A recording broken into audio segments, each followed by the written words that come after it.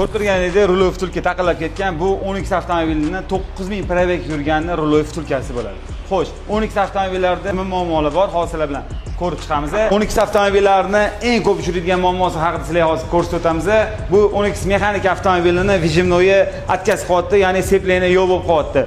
Shunda vijimnoyi brak chiqyaptimi yoki biz mexanik avtomobillarni haydashni esimizdan chiqarib qo'yamiz ham. Vijimnoyi tez ketib qolishi sabab sepleniyani ko'p ushlab turishadi, bosib o'shanda tez ketib qoladi, ham korpusining plastmassaviy bo'ladi. Xo'sh, vijimnoyi alishtirgandan keyin обязательно glavniy silindrni ham almashtirishni maslahat beramiz.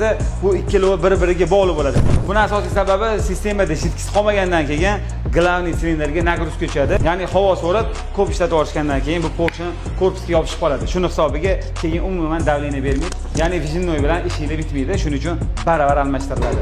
Bu videoni 10x haydaydigan ko'pchilikka yuborib qo'yasizlar. Sizlarning avtomobillaringizda vijimnoyi qancha probeg yurgan? Kommentariyada yozib qoldiringlar.